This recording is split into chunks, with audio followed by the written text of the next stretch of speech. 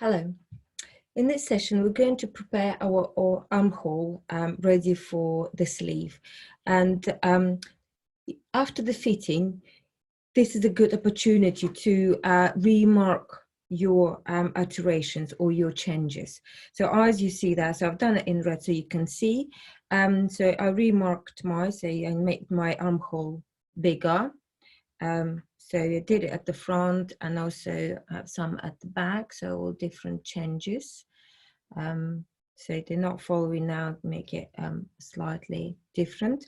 So that is quite important process where you have to do some alterations if it's necessary now, and remark your new line so you can do. You have to have that. Now, I would obviously, which I will do later, I will cut my seam allowance, which will match to 2.5. You will have 2.5, so you can trim them slightly, make it slightly small, which is up to 1.5. So to make your armhole slightly smaller, which is much easier to put sleeve in. But I'll come back to that, and I'm going to talk about that in a minute. So as you see, it's all my little alterations been done. Now, the next part would be so when I identify where exactly my armhole is, I'm going to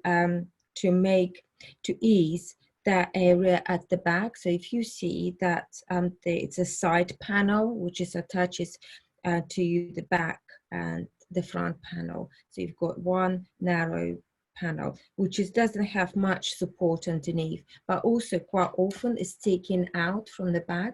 So what we're going to do is quite important in tailoring as well, is that area to shrink a little bit, and also to curve it, make it more sits into your closer to the body. So I'm going to show you a little stitching, and I usually using just a tuck-in thread. And so then later on it just stays in. And why I'm doing it, I'm doing my placing my tuck-in thread inside the seam allowance closer to my red line, which is my red line is machining line. So I'm going to do inside. What I'm also going to do, I'm going to take my other tuck-in out, which is actually, don't need them anymore anyway because I corrected my line. So I'm going to take them out so it doesn't confuse me in order to now to do my stitching. So this one is a special stitching. It's like you know, the like we did your pat stitching is in the same way, but instead of just placing your pat stitching, this one you have to be quite tight. So you will pull your thread in order to create the right amount of the tension here, because you don't want to do too much, and also you don't want to do it just pointlessly when it actually doesn't do anything.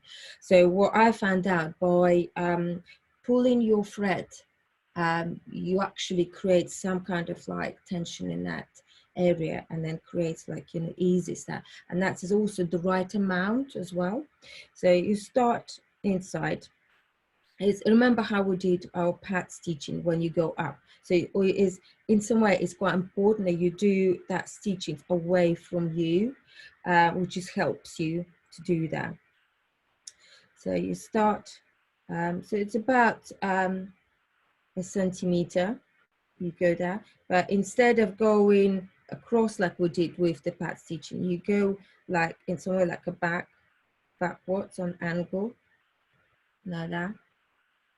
And what you do is you pull your thread, actually pull in as much as you can, and then you hold with your finger, and then you do again. So it's next to your red. So you see, I pull it and hold it with the a nail.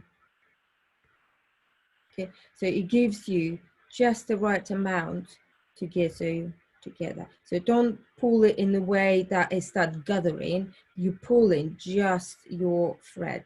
Okay, I don't want you to create gathering. I want you to have that ease in there. See that? So just pull a little bit. So it's strong. So it's kind of like it really got tension in your thread. and then you hold it and go back, and you pull it there. So don't pull too much either, yeah, so that's the tension you have. Okay, so pull the thread as tight as I can, and back. So it creates that type of, you know, slight wave on there. I'll show you in a minute. So it doesn't ruche. That's what we need to remember. So if it starts ruching too much, you know, then it's that. So it's only creates by pulling your thread. It creates like a wave on your in your seam allowance.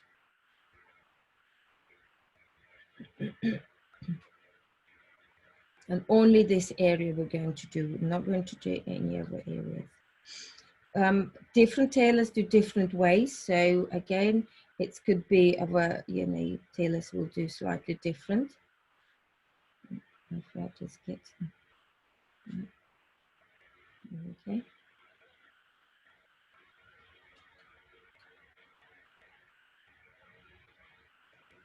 I'm just going to secure, and that's it, all inside my seam allowance, so it doesn't really goes over the red line. The red line is your machining line. So I'm just going to show you exactly how much. So it's pretty much, you know, it's really consistent, and it's slightly tighter, but it's not, so you can see. And if I just put on there, so you can see my seams, see they are slightly, so that area, you see that?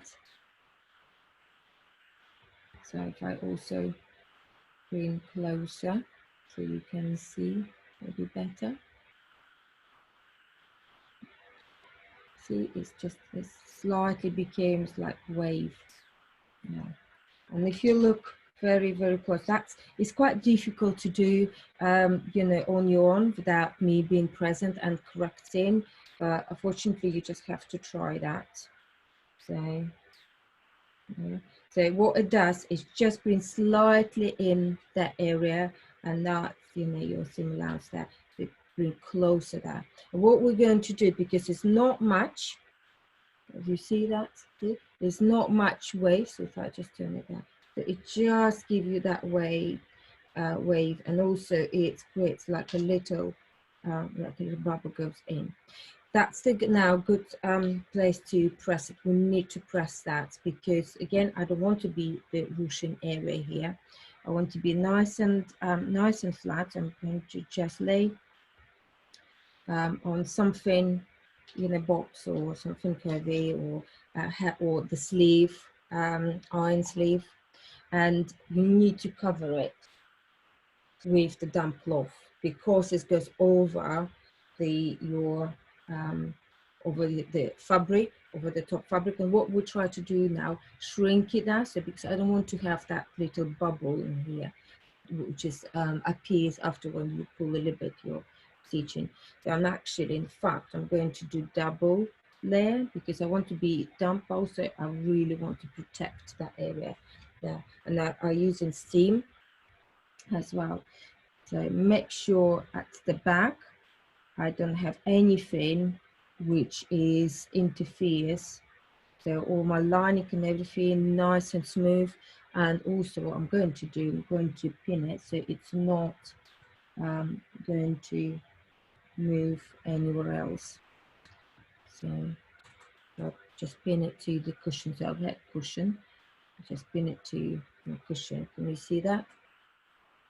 So can you see? That's actually good. Look, you know, see that how it's slightly wave.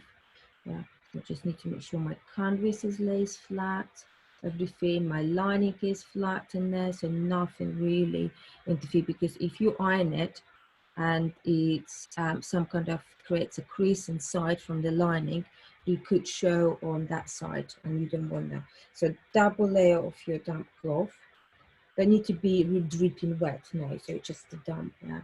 And just shrink your seam allowance first. To start from seam allowance. If you've got steam, use the steam as well.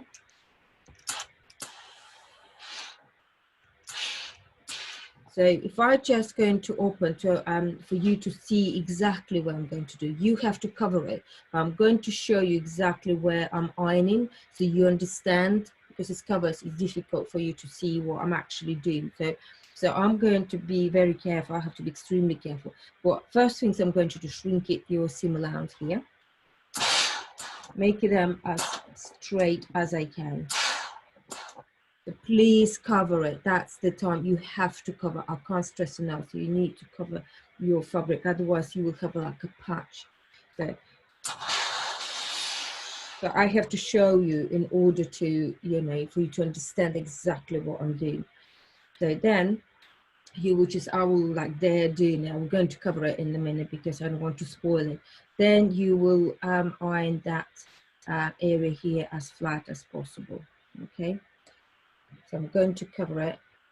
I've done my seams and I'm just going to cover it in order to iron that area. In some way, what we do, we're shrinking that side. Okay, perfect. Look at that. Looks really nice. It makes such a good difference as well.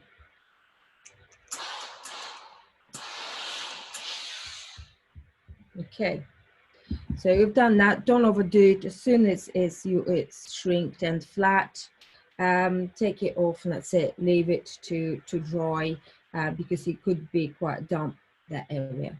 Yeah, you see that? Perfect, absolutely perfect. Okay, the next part I'm just going to show you is measuring your armhole. So we need to, I usually start from the shoulders. I always start, it's kind of like a good indicator what I'm doing. Placing, it's good as well to do it on the mannequin if you can, to do it on the mannequin. So you started inside your seams there and you just place your tape and you just in the little, can you see that, in the little, yeah, and then you just continue your tape round there. Okay, do you see that? In the little steps, you just continue. So I usually measure 3 times. So first time I measure, I've got the number. Second time I measure, if my measurement is different to the first time, then I measure again. So until if my third time measurement is different, I measure again until so that means you need to slow down and be more precise in measuring. So 3 times I usually, it's kind of like 3 times, so check and then check again. So then I come to my shoulder, which is 51 centimeters and 2 millimeters. So I'll write it down there so I can remember. And then I measure again and then measure again, make sure it's exactly, so it doesn't slip anywhere and actually the measurements is consistent. And that way I know it's correct, okay? So when you measure, write it down and I will see you in the next video to explain what to do that. Bye.